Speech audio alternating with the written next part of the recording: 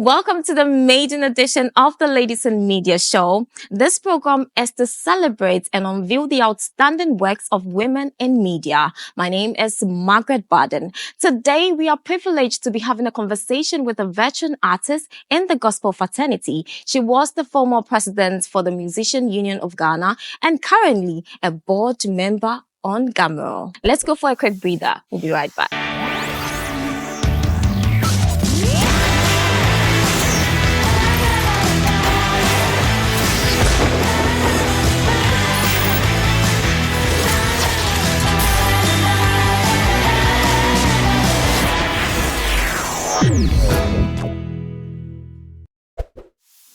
Welcome back to the Ladies in Media Show. Today we are about to speak to a woman who has contributed greatly to the gospel fraternity. She is a mother, my mother, and a mother to many. Ladies and gentlemen, help me welcome DAINA Hopeson. Mommy, how are you? I'm fine. You look good. Thank you so much. You know, anytime I call upon you, you are always there. I don't know. We thank God. I truly appreciate it.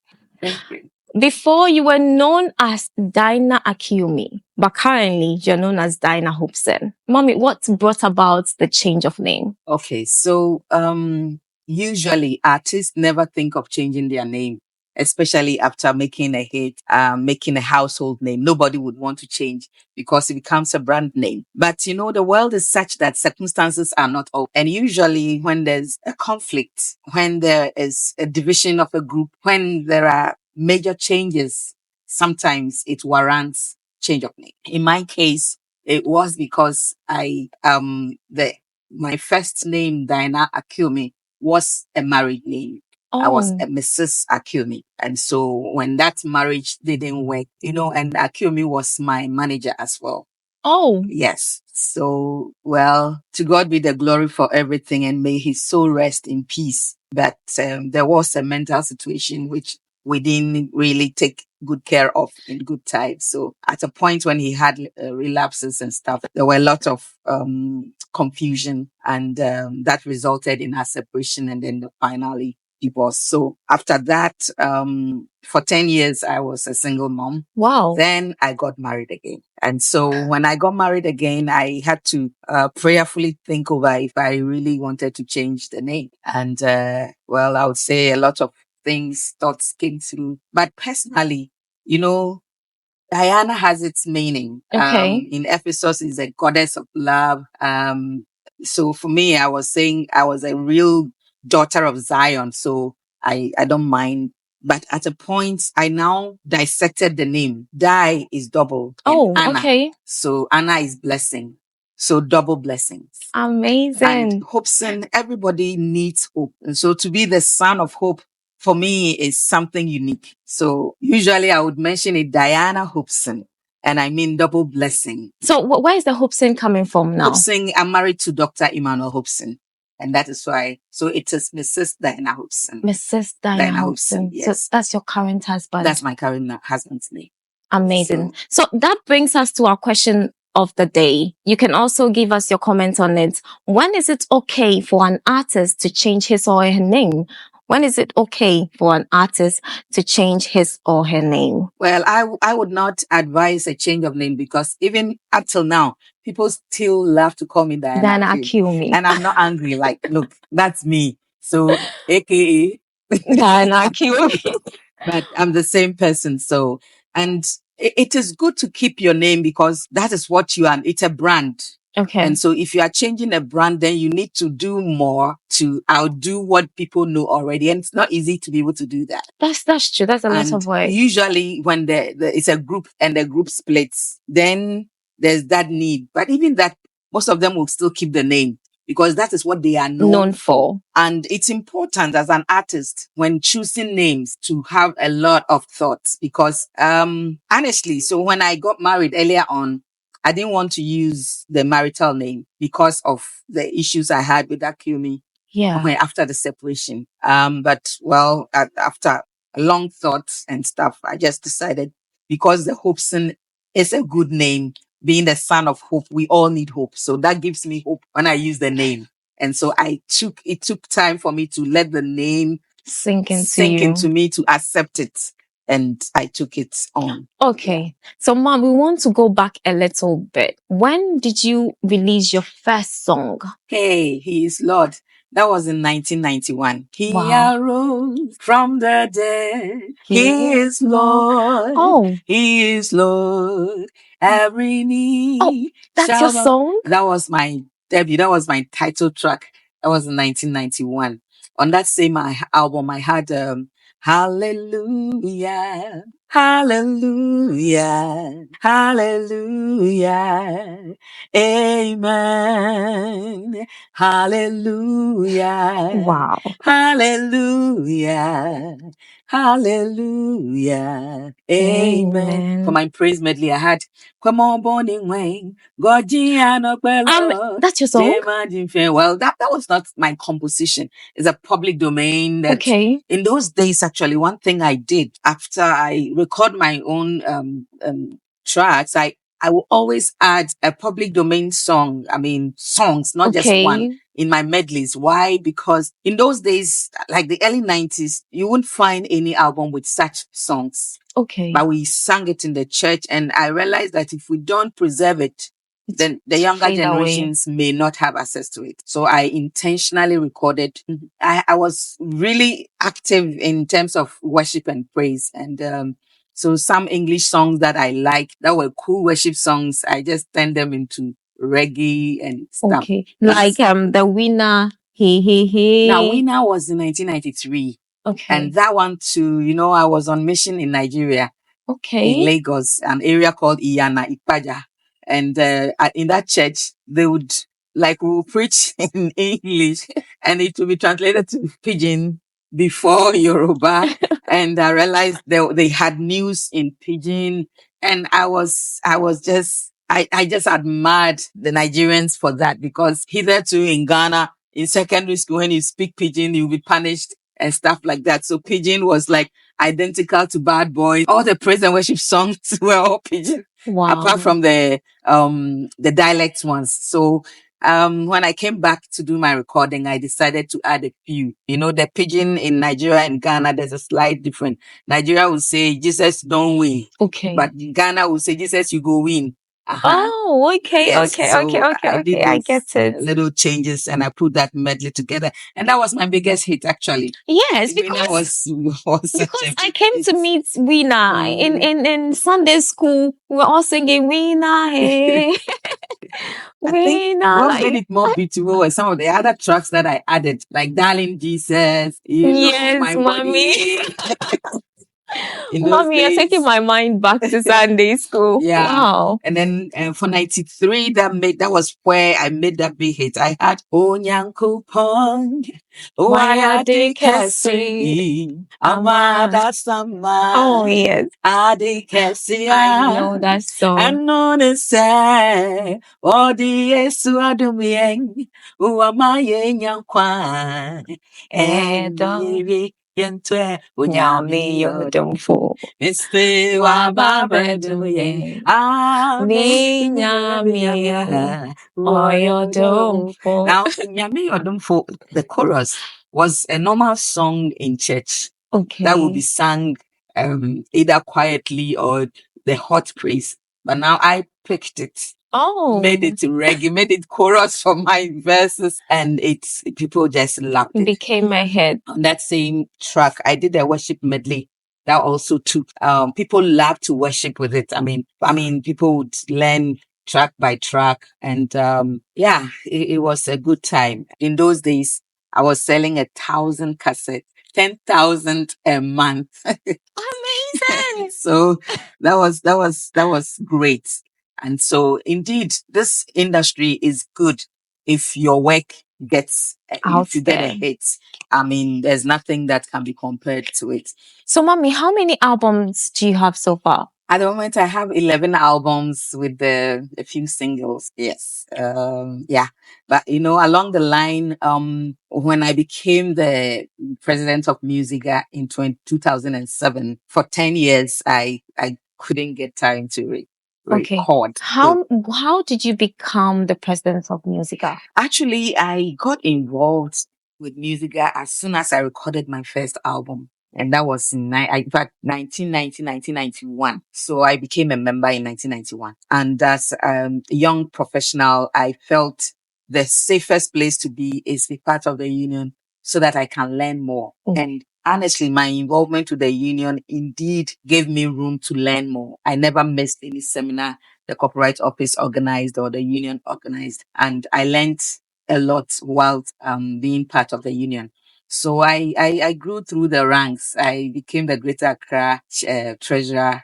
Then I became the second vice, then to the first vice. Wow. Before I became the president. Okay. So I worked with when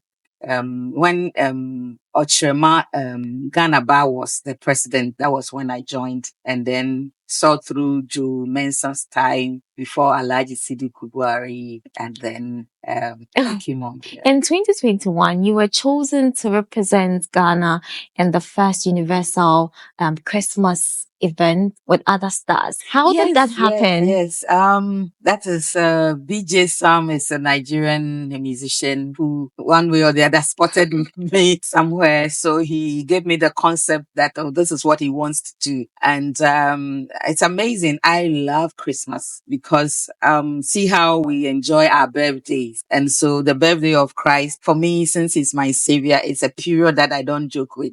Anything to make it special, I will do it. So when he gave me the concept, I quickly rushed to the studio to build on it. And amazingly, the work we did, like the recording I did, he picked everything and even laid more on that foundation. I'm so proud that that came from Ghana, and we had people from all over the world being part of that project. I like it. Apart from that, I did a Ghana translation. I did the whole song, the Ghanaian version, and featured BJ Sam. Wow. So in 2007, the former president, J. Kufuor, presented an honors to you. How did that make you feel? Was it the first time you're meeting the president? I would say, we are all JJ people because we lived through the coup and we knew only the NDC till we wanted change. So when there was change, everybody was happy. And indeed, yes, my work in the union that linked me to government activities in those days was still so.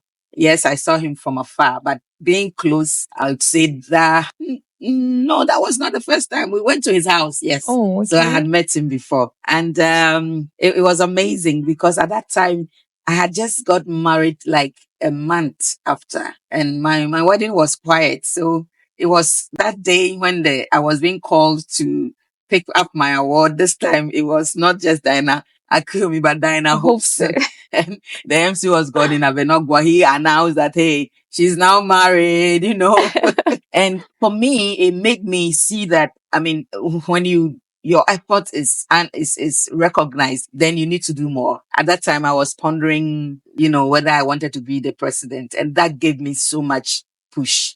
Though I knew God wanted me to do it, that encouraged me to take the post and indeed put more weight on what I was doing, because I realized that, hey, the whole nation recognizes my work, and that even gave me energy to do more. So how has the journey been like for you? Very interesting. Has it been easy, smooth for you? Not easy all the time. I mean, the world is a struggle. For you to be alive, that cry, you are a victor.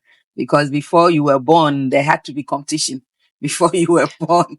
And having survived, it has been on and off and very good. But then prayerfully, we got Christian music coming in for the next album. Then the third album, we got Suntech, supermarkets. An auntie, recommended someone who loved my music too. So that was also funded. And then If Jesus Says Yes came on in 1995. Then we were able to go to the Europe. We had an European tour. I missed, I would say, an abusive marriage. Because he was sick. Like he had this issue, but we didn't know that that was the situation. Mental ailment is real, and it is not everyone living with mental ailment that you would see by the roadside naked or whatever. it's a situation that when one has it, if you see it quick and you seek medical advice and you are taking your medication, you will be okay. You can live long and live normal. But if you don't know and you don't want to believe and say that there's nothing wrong with you, when there is indeed something wrong with you, you mess up and you may have relapses that may cause your early death, which is not necessary. At a point when it was going high, I decided that no, it's better to stay alive.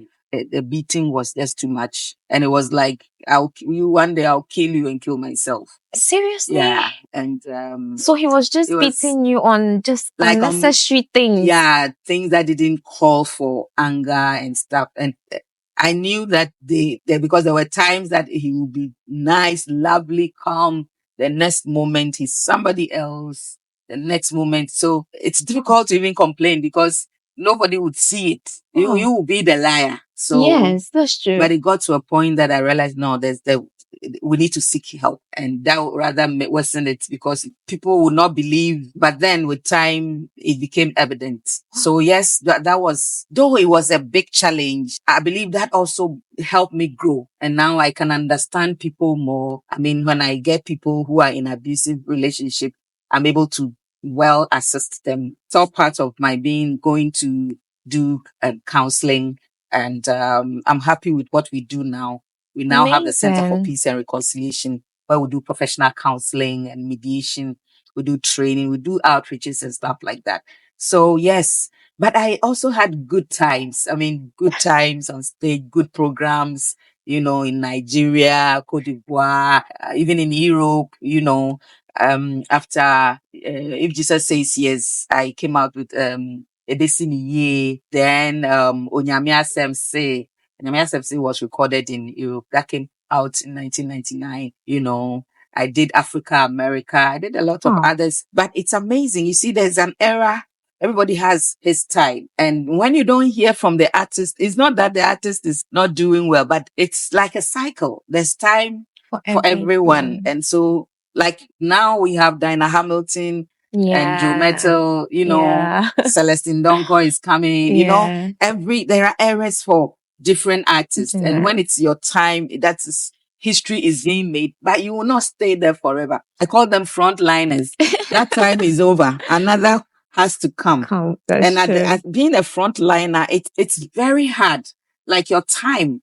I mean, there were times in my life that I stayed a whole month. I stayed in my own house for 5 days. I mean, you are out living in the box, in your bag, and it's interesting, but also challenging. It even affects how you plan your family. Because if you are at the time that you are giving birth, if you mix it with concerts and events, you will stress yourself and stress your family. And so you have to plan and know when to have children, know when to even go to school. There were times that I took a break. I took breaks to educate myself. I mean, add more value to myself. And so you just have to plan all these things and accept life and, accept life's gifts and joys as it comes to you. Because there's nothing permanent. I mean, what triggered the idea for the Ghana Music Publishing? Good. So Ghana Music Publishing and Management is the premier Ghanaian publishing company. We all want to see a growth in our industry. When it comes to royalty, I remember in the early 90s, let's say late 90s, during the time of Betty Moldidrusu as the corporate administrator, we started receiving royalties from abroad. Oh. Yes. Wow. Mm-hmm. But all that changed with time because of, I would say, industry players were not that patient. I remember when the corporate office was like advising that we start taking mechanical royalties, for instance. Mechanical royalties is what you take when your work is duplicated. Before that company would duplicate the work, those are hard copy types. They would have to pay a percentage, and that was done internationally. And that money will go to the owners, like the composer. And unfortunately, we Ghanaians said, oh no, it is for us. You see, abroad, you would have a composer different from the record label. But because most of us were doing everything by themselves, it's like, oh, it's for us. So no, we don't want it. And so, they rejected it. Mm-hmm. There were a lot of things that we were lacking in terms of the industry. And Musica had the first funding from government to do a research. after the research, it was apparent that the work of publishers was near to zero. And Wow. without data, proper data for the industry, you can't go far, because there should be a record of who did what and who earns what, well documented and well represented everywhere, so that when the song is touched anywhere, it goes straight to all those sources. And that aspect was missing. So I decided to venture into the business as well. Wow. So GH Music Publishing was registered in 2015, but took over, started, and I started off as a Gamro agent, encouraging people to register and stuff, till 2018, when the company was listed. So we were invited to Midem. Midem is the biggest world music festival done in Wow. France. So there I was open to other international publishers, and now we have sub-publishers all over the world. And at the moment, we represent Share Publishing from South Africa. We represent their repertoire here in Ghana. So how many people are signed on to The moment GH we Music? signed 59 artists. Oh, that's good. Yeah. That's And good. primarily, I started as pure administrative. I didn't want any trouble. I was just doing administration. But now the demands of the clients, there was the need to do some kind of distribution for them as well. More so now that it is digital. So we've added distribution as well. But we have a blanket contract that has everything in it. So you opt for what you like. Okay. But when you sign it, we have access to do everything you want us to do for you. Okay. So what has been some of the challenges? Well, I would say, in this country, it's difficult to get capital for our industry. So I'm very happy the government launched a fund last week, and I'm applying like something, because at the moment I need to go to the regions to help gather their data, and then also do more distribution and some promotion. At the moment, I would not say I've done enough promotion at all, and it all takes money. I want to call any investor who wants to invest in the Ghana music industry to come help GH Music Publishing, so we can reach far. We've done the digital. At the moment, I have a staff of 4, including myself, that we are manning the work, and then more input, more resources. So, Mommy, when they give you an opportunity to turn back time, what do you think you would change? What can I change? Is that possible?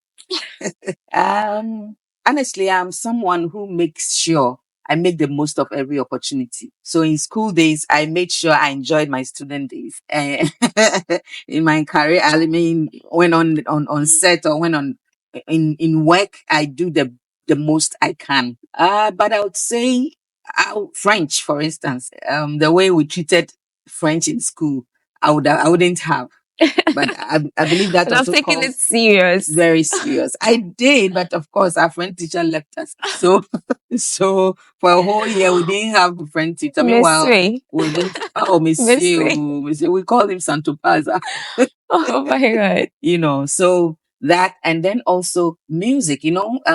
My school was not offering music to O level when I was in secondary school. It was when I went back to sixth form that we started offering it for O level. Oh, okay. So I had to later on study music, and that is still a challenge. I pray that the GES will make sure that the curriculum for the creative arts is comprehensive enough so that people can really have that basic knowledge. Okay. So before we let you go, I want you to tell the young females, this is Ladies in Media show. This issue, your issue in terms of being in an abusive relationship, it happens to many women. Be their manager, females. be their husband, it happens to uncle. Many. How can we survive this? What should we do? Okay, so I would say your trust in God is premier, because the fear of the Lord is the beginning of wisdom. So seek God. For me, because I knew I had God on my side, I could stand the fiercest that came, because I had comfort. I have my refuge. I had comfort in the word of God. I had refuge in Christ, that he would deliver me. Now, apart from that, I didn't keep quiet when I realized that it was now beyond what I could handle. If you keep quiet and you go, it will be too late. Meanwhile, it can be stopped. It can be controlled if you speak out. I mean, look for people you can rely on, of course, Finding. you can't rely on man in quotes because man can fail you. I mean, some of the people you may go for help may Yeah. even be the worst. I've That's seen that true. a lot of people have, but it's good to professionally seek counseling. Now we have a lot of counselors. We have the Ghana Psychological Association, the host of, you can come to Center for Peace and Reconciliation. We would gladly help you.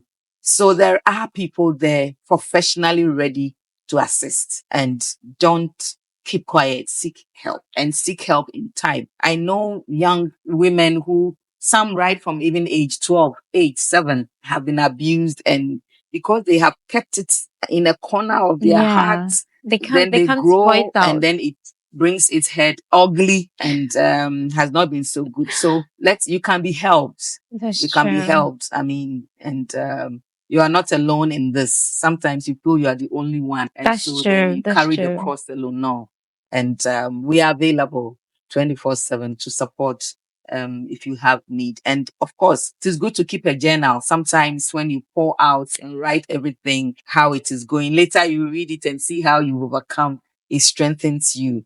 Now, some habits that you would have to cultivate consciously, activities you can do sometimes to break the monotony of your just being quiet and being by yourself. A lot of things you can do, and there's help. As you heard her, there is always help for you, so you don't have to keep quiet. You need to voice out when you're going through any form of abuse. So, Mommy, thank you so much for honoring our invitation. It's been wonderful having this conversation with you today. We've learned so much.